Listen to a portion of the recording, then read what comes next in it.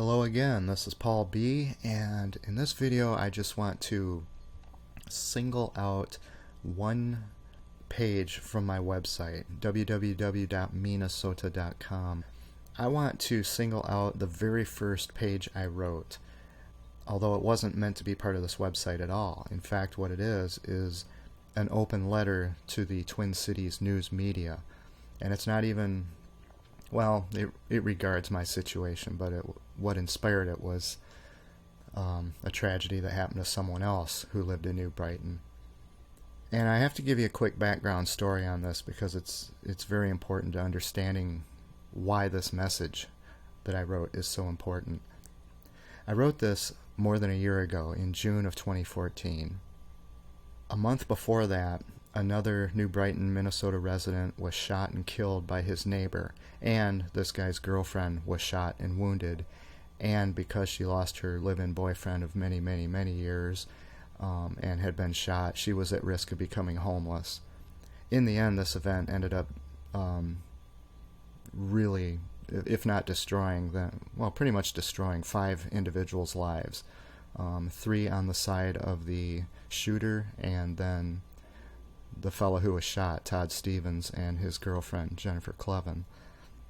Now, I had never met any of these people. They lived on the other side of New Brighton, but it really touched me for a specific reason related to my situation, and that is this. 6 months before Todd Stevens was shot by his neighbor, I went before the New Brighton City Council, and I asked them for help with my torment that I was getting from my neighbors, their constant, endless, loud, violent, passive-aggressive noise that was destroying my life. Now, the mayor, whose name is Jacobson, ran the show, so he's really, as far as I recall, he's the only one I actually talked to. He was just kind of a stiff, grumpy guy. He just seemed to kind of want to get onto zoning issues or something that mattered to him rather than the quality of life or the continued existence of me. So he just pawned me off on the police. Now, I hadn't called the police prior because the police in New Brighton are how do you put it? I mean, they just heap more abuse on anyone who calls them for help, for waking them out of their slumber, rather than doing what you called to ask them to do to help you. At least that was their reputation, and that was my observation of them. Anyway, so Mayor Jacobson sent me over to the police, so I went and talked to Chief of Police Jacobson. So I talked to Chief Jacobson, and he put his hand on my shoulder, and he said, "Oh, it's going to be okay. We're going to deal with this and put a stop to it." And he put me with this police sergeant, Nelson, who gave me his card and said, "Give me a call if you have any problems." And, they said, "If you call us, this will stop." So a few days later, I called him, and it didn't stop. Instead, the police officer just came in, threw his weight around, tried to take control of the situation he knew absolutely nothing about. Just oblivious. I mean, my God, I had lived in it for I don't know, 2 years at that point or however long. And he just stepped in my door and he knew everything. He knew the whole thing, right? He just degraded me, humiliated me, blamed me, protected the perpetrator. He attributed all that noise I had been dealing with for so many months after month after month to one neighbor putting up a Christmas tree.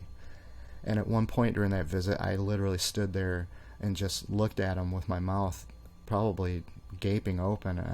Maybe for 10 seconds, I didn't know what to say to this person. Reason didn't matter, logic, evidence, human decency, appeals to human decency. I didn't know what to do with this guy. That's why I didn't call the police in the first place. Now, as a side note, a moment ago I said that when I was at the city council meeting the first time, I spoke to Sergeant Nelson, and he'd given me his business card and asked me to call him if I had any problems. Well, I called him after this police officer showed up, and Nelson never called back. When I went to the city council a month later, I was not a happy camper, and I reamed them a new asshole. And I did it right there on the camera, in front of everybody. Not that they cared, because, that's like going up to the Westboro Baptist Church, those people who hold the God hates fag signs at the while they protest military funerals and such. It's like going up to those people and say, you guys are nuts. You know what they do? They just look back at you and they laugh, and it bounces right off of them, because they just think that the whole universe revolves around them and what I say doesn't matter. Well, that's how I feel at that city council. They could care less. They have to give me my 2 minutes. Once it's over, they can get on to talking about running the hog parade or whatever they think is really important. Now, in the interest of fair disclosure and giving credit where it is due, I want to mention that the second time I went to the city council meeting, before the meeting while I was sitting in the front row, 2 city council members did come up to me voluntarily, and they asked me, apparently in all sincerity, whether my situation had improved. That was Mary Berg and Paul Jacobson. And yes, I know, that's the third Jacobson. And I do sincerely appreciate those gestures. I really do. However, in the end, nothing changed. Nothing happened. Nothing improved. And I'm now recording this in a dumpy hotel that I can't afford after 3 days from now. And I'm looking at the end of my life coming up. So I give them credit where it's due, but again, how much of that was real true sincerity and how much of that was typical Meannesota gesture of smiling and extending your hand while you're holding a knife behind your back, I honestly don't know. I would prefer not to assume the worst about those 2 individuals, because they did come up to me voluntarily. But again, nothing actually changed. There's one thing I did not say at the second visit to the city council, where I reamed them a new asshole.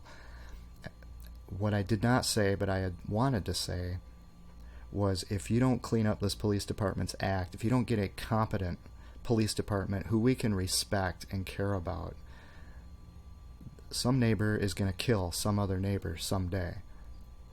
Now, I didn't say this because my situation did not involve that kind of violence, and I had no reason to believe that it ever would. Minnesotans, among their other characteristics, they avoid confrontation at all costs, and they are passive-aggressive. They strike you from the shadows. They bombard you from the air. They don't look you in the eyes. They don't go up mano a mano. It's a very cowardly way to operate. So these people were not likely to pull a knife or a gun on me. I'm not a violent person. No matter what they did to me, I would never retaliate with that kind of violence. So I didn't say this to the city council. But the thing is, when Todd Stevens was killed by his neighbor 6 months later, I thought back and thought to myself, I just felt really guilty that I had not said this to the city council. And that's what it means to have a conscience, something that Minnesotans lack. It's a part of sociopathology, the idea of having a conscience. It doesn't register with them. They don't know what it means. But I, to this day, feel terrible that I did not give that warning to the city council, even though I know it didn't matter. They wouldn't have listened. They wouldn't have cared. They wouldn't have done anything. They would not have acted on it. They would not have prevented Todd Stevens' death. But I feel bad about it. And that's kind of what inspired me to write this essay a month after Todd Stevens was killed. The other thing that inspired me is because when it happened, none other than Police Chief Jacobson went on the TV with the news media and said things like, we're still gathering information, still working on motives, still working on why this occurred, but a very tragic night in this neighborhood. This is something that you certainly don't ever expect anywhere, and certainly not in this neighborhood. The problem is the police had been called 44 times over 15 years to the feud between these 2 neighbors, which eventually resulted in one shooting 2 other neighbors and killing one of them. The police were called 44 times in 15 years, and yet Chief Jacobson is on TV saying, this is something that you certainly don't ever expect anywhere, and certainly not in this neighborhood. I was so furious, not only that he could get away with saying that, but that the news media did not challenge him. The news media did not ask the most obvious question that a child would ask, which is, Chief Jacobson, the people that you supervise as police chief were called to this feud 44 times. or called to something related to the people involved in this feud 44 times over 15 years, how can you stand before us and tell us that you never saw this coming, or that you're looking for a motive? When your department already knew that the shooter had previously been putting dead body parts on Stephen's driveway, how can you stand before us and say that you never saw this coming? But the news media never asked that question. They didn't ask any questions at all. Zero. You know what they did? They compiled their news stories by just asking the police what had happened. So I wrote this essay to point all of this out. It's called A Public Message to Twin Cities News Media Regarding the May 5th, 2014 New Brighton shooting death of Todd Stevens. Based on what I experienced that I relate in this essay to the media, I honestly believe Todd Stevens did not have to die, and that he could be alive right now, living his life and enjoying it with Jennifer. Just like if they had done their jobs, I wouldn't be sitting in a dumpy hotel making videos like this. I would be living my life. Please see the link in the description to visit this page and read this essay and spread this essay around.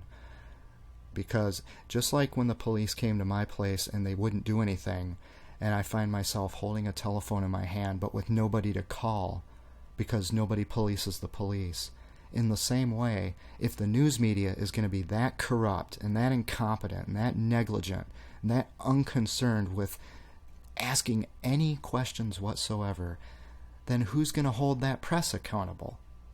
The largest newspaper in Minnesota, the Star-Tribune, just purchased City Pages, which was the largest alternative news media. In other words, it was the only media that might have, I doubt it, but might have held the Star-Tribune's feet to the fire. Now it's owned by the Star-Tribune. Who is going to hold them accountable? I am going to hold them accountable. And I need your help by reading this essay and by sending a link to this essay everywhere in the world. Everyone needs to know what Meannesota is about and how it pervades every aspect of business, politics, law enforcement, the sick and twisted Meannesota legal system, and the news media. If something or somebody does not bust through this wall that this cult has set up, then there's going to be people like me falling off the face of the earth forever. And there's going to be people like Todd Stevens getting shot and killed in their own front yard forever. This needs to stop. And it starts with exposing what these people are doing. Not just New Brighton City officials, but the news media that fails completely to the point where I don't even know why the Star-Tribune exists. They didn't ask one question. How can they look in a mirror when you're that much of a failure? And before I sign off talking about this essay, let me add one postscript of something that happened after I wrote this essay.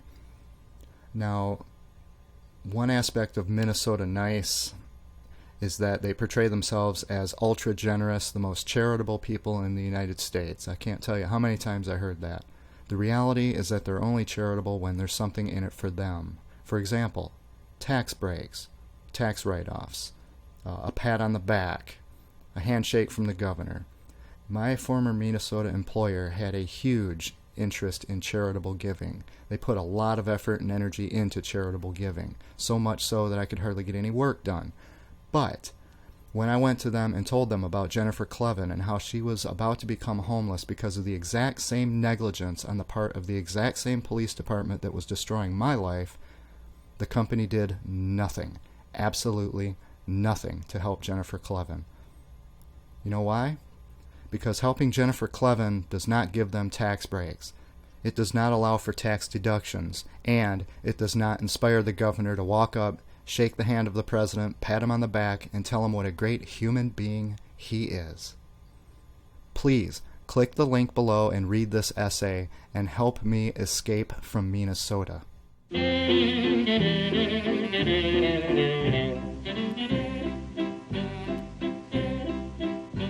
I moved to a state with Twin Cities.